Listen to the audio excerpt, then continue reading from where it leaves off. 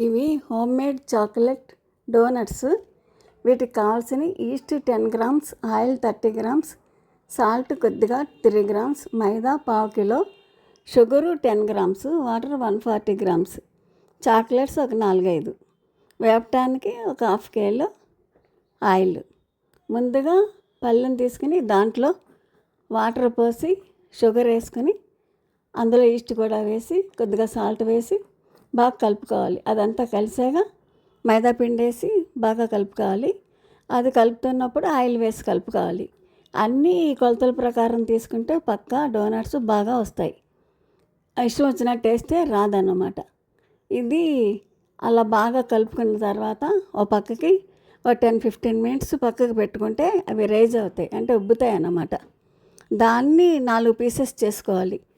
110 grams 110 grams వస్తుంది అంటే మనం వేసినవన్నీ కలిపితే 440 గ్రామ్స్, ఈచ్ 110 గ్రామ్స్ అవుతాయి. అవి పక్కన పెట్టుకోవాలి 4 పీసెస్ చేసుకుని. 4 చాక్లెట్స్ తెచ్చుకోమన్నా కదా, అవి కరిగబెట్టి ఉంచుకోవాలి. డోనట్స్ మీద మనం పైన వేస్తాం అన్నమాట. ఇవి డోనట్స్ రౌండ్గా చేసుకున్నాక చిన్న హోల్ పెట్టుకోవాలి మధ్యలోకి. హోల్ పెట్టుకొని స్లోగా తీసి నూనె బాగా వేడెక్కిన తర్వాత అందులో వేసుకోవాలి.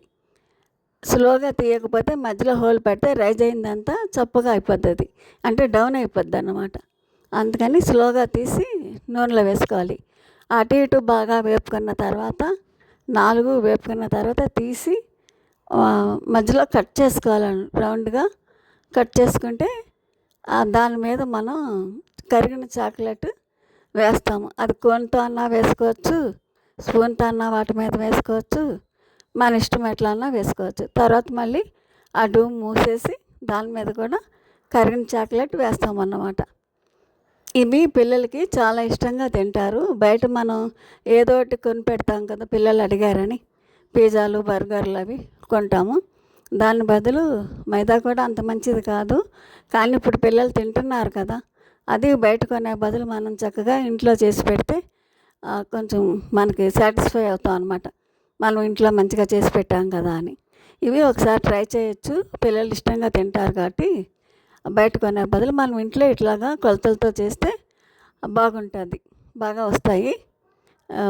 తీగ చాలా బాగున్నాయి. ఇవి రౌండ్గా షేపులు అంతా మంచిగా వచ్చినాయి.